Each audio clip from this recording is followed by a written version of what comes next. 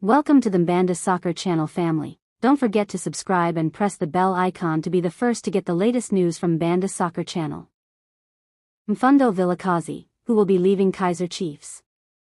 Plans to move promising first-team players before PSL transfer window closes confirmed, working on options to try offload.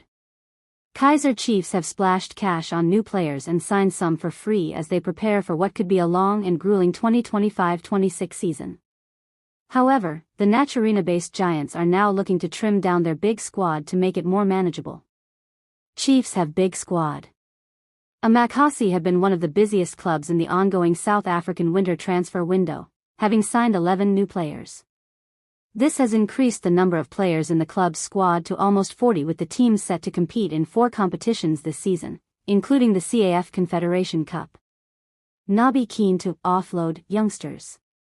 Nabi has disclosed that Chiefs sporting director Kaizer Motaung Jr. is working on loaning out youngsters in order for them to get regular game time and gain more experience. It's true that the squad is big and the technical staff, management, the sporting director, Kaizer Jr., is working on options to try offload the squad, to give some players, who didn't have consistency or time to get more game time, to other teams, Nabi said. Some of our young players need to get the experience needed for the PSL. At other clubs, everyone is aware of that and is aware of what will take place. Who could leave Chiefs?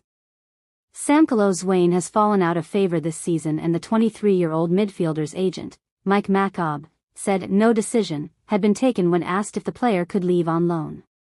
Zwane's teammate, Donny Jansen, is back at Amakhosi, where he is currently training with the reserves after an unsuccessful loan spell at Supersport United, and the 22-year-old winger is expected to leave the club again.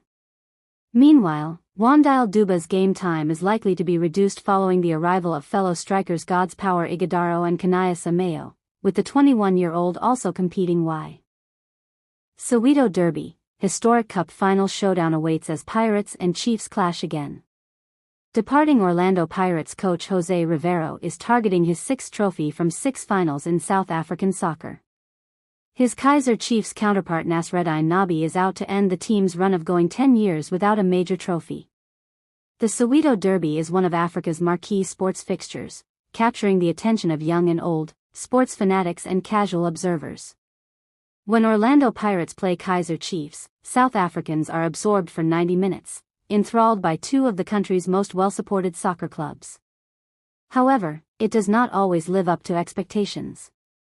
When the ingredient of a Soweto Derby in a cup final is added to the mix, the stakes are even higher. This will be the case on Saturday, May 10, 2025, when the Sea Robbers and Amakhosi clash in a sold-out Nedbank Cup final at Durban's Moses Mabhida Stadium. Although people are guaranteed 2 Soweto Derby battles a season through premiership matches, Chiefs-Pirates clashes in cup finals are rare. Which makes Saturday's tussle even more special. The last time the 2 teams clashed in a knockout contest decider was more than a decade ago, in the 2014-15 MTN 8 final. On that occasion it was Amakhosi who walked away as winners, triumphing 1-0 thanks to a Tefue Mashamate goal. Coincidentally, that final also took place at Moses Mabhida Stadium. No glory for Glamour Boys. That MTN 8 triumph for the Glamour Boys would mark one of the last pieces of silverware for the Soweto Giants. They also clinched the premiership title. The latter was the last major trophy for Amakhosi, as 10 years later they are still looking to end their long-standing trophy drought. As one of the heavyweights of African soccer, Amakhosi's trophy drought has harmed not only their reputation, but the overall ecosystem of South African soccer. A competitive and successful Chiefs is great for South African soccer, as Cape Town City chairperson Joe.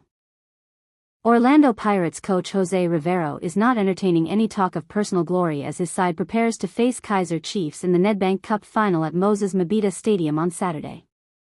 The Spaniard, who joined Pirates in 2022, has led the Soweto Giants to 5 trophies in less than 3 years, 3 MTN 8 titles and 2 Nedbank Cups, and could add a 6th this weekend.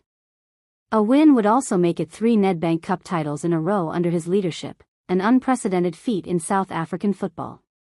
However, Rivero has made it clear that the focus is not on individual achievements. Yes, we want to win it once again, but not because of Rivero, he said. There is nothing more special with this one than there was with the other ones before. For the 49-year-old mentor, it's not about statistics or personal milestones, but rather about delivering for the badge and the club supporters. It's never about Rivero or winning records, he added. It's an important game for Orlando Pirates and it's an important game for the fans, and our responsibility is to try our best at all times. Pirates are coming into the final with momentum, having beaten Chiefs 2-1 in their recent league encounter. Rivero believes that while it helps to have won that clash, Cup finals come with different pressure and require a focused mindset. "It is an honor to be representing Pirates in a final once again," he said. "Since the first time we did it, we were lucky enough to find ourselves regularly in almost each and every final since we've started, so it's something to celebrate one more time." But as much as Pirates have built a reputation as a dominant Cup side under his guidance, Rivero remains grounded. "I'm not an emotional person that's thinking about what's going to happen after the match," he said. "I'm fully focusing on making my team play better than Chiefs on Saturday, and that's it." The coach emphasized the importance of preparation and tactical discipline. He has reiterated that he's a happy coach, which is why he's grateful to Orlando Pirates for scouting special players such as Oswin Apollos. Apollos once again proved why he was one of the Pirates' best signings during the recently closed transfer window on Tuesday night. He scored the only goal against Siwalili at Toyota Stadium just before full-time, securing all 3 points for his side. That goal brought Apollos' tally to 2 goals and 4 assists in 10 games across all competitions since arriving from Polokwane City in the winter. In the bigger scheme of things, the Pirates are currently the most consistent team in the top flight. They've won 5 games and drawn 1 in their last 6 outings, keeping 6 clean sheets in the process. The draw, which came against Stellenbosch, did little to slow their momentum. The Pirates still had enough in the tank during the MTN 8 final extra time, where they scored 3 unanswered goals, with Apollos providing a brace of assists off the bench. "He's a special player, so that means the scouting department of Orlando Pirates has done well," said Wadu of the 23-year-old after the win over the struggling Siwalili. "They, the scouts, know the kind of players they want for the club, the identity of the club, and the style of play. Apollos has shown he can be an impact player off the bench, but that doesn't cause Wadu's sleepless nights.